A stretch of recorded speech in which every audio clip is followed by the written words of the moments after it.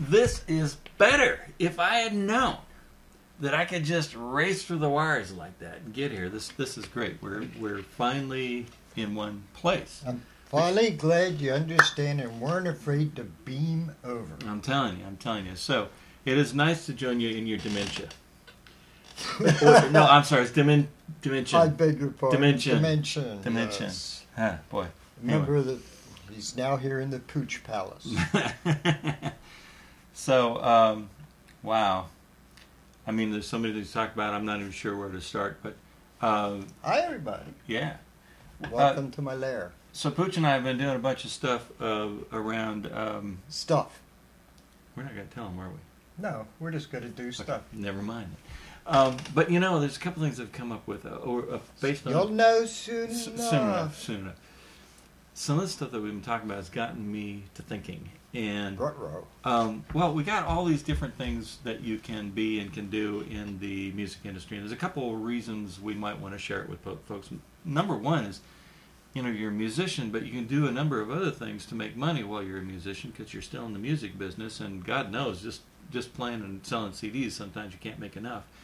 But beyond that, it's cool stuff, and it's stuff that every musician needs around them on their team. They're either going to have to try to do it themselves, but when they get to a certain point, they got to let somebody else take the reins. So here's a good one. Let's talk about. I have to have people do things for me. I mean, nobody knows everything. Yeah. To put me in front of a wicked computer program, and I'm, no.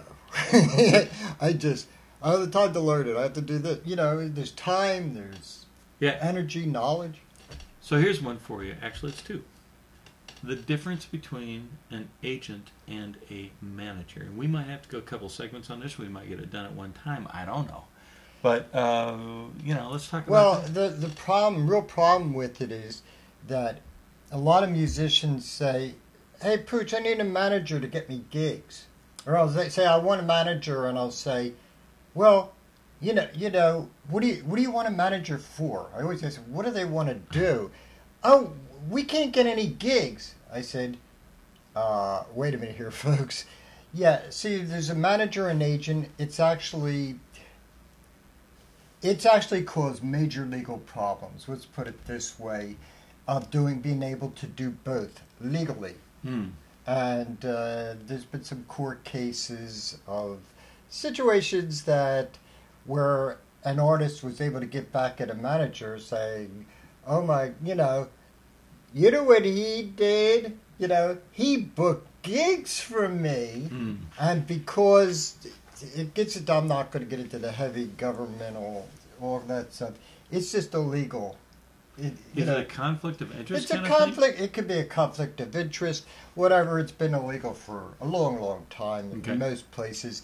It's just, therefore, you'll see in all management contracts, it'll say that a manager, will not get you gigs. I'm reading between the lines. Will not get you gigs, but the manager is allowed to hire an agent to get you gigs. So now we got an agent.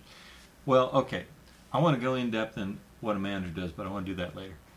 An agent is a pretty simple animal most of the time. To most people. Yeah. Now, they can get you gigs. That's one thing they could do. They go out, I got this list of clubs or venues or things that I work with, or I've seen agents that work a circuit, and they might have a circuit of casinos in Oklahoma where there's like 60 casinos. There's all kinds of different kinds of gig agents. Gigs of one's just do casinos, one's just do bands, one's just There's maybe one cruise ships. Yeah, maybe one could focus on getting you book deals, getting you into movies. An agent.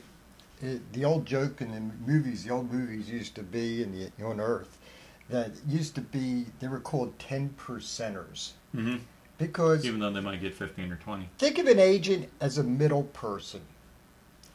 They're hooking up, for example, you artist with you venue, for example, or taking your book to, they know a certain publisher that might want to publish this book. You want to get a record deal. They might be the person, the middle person, get the record deal. The way it normally works, they get, it's not usually 10% anymore, it's 15 usually. And they might want more or other pieces of what you do. You have to figure out how much is it really worth doing? Yeah, because you might be able to be your own agent at certain levels and do just fine. I wish I had my clause, but I just had... agent... Wait, you've been declawed? No. Are we talking about legal clause? Okay, I'm sorry. We're Santa Claus, yeah, I know. What the hell are we talking about? Because claws have been illegalized in Texas, so I don't know anything about them. But anyway, no, we're talking about an agent and what they do, and they might, get you a deal with a movie or a venue, and so these guys are connected. These guys and gals, if they're any good, they know a bunch of club owners. They know a bunch of book agents. I mean, not book agents, but book publishers or whatever their specialty is. They're connected there, and if they're not, you might as well do it yourself, and that's going to be hard because it's so hard to make those connections. And a lot of the clubs you might want to play and things like that, they already have. You have to go through the agent to get to that. It's required. They don't want to mess. They don't want to mess, or they want to nothing to do with it. Or I'm not going to get into the different political things. Sometimes you find out always if there is an agent for that club. Call the club, ask who books for your club. Right. And find out. And that you don't want to tread on toes. Yeah. You got to be very, very careful. There's some weird ramifications we will not discuss. But look, picture an agent as anybody who places anything for anyone for a piece of the action. They're a middle person. That's all they do. They step in, they get their percent, they're out. Got it. I think that's great. Oh. All right. We'll come back. We got more. Stick with us.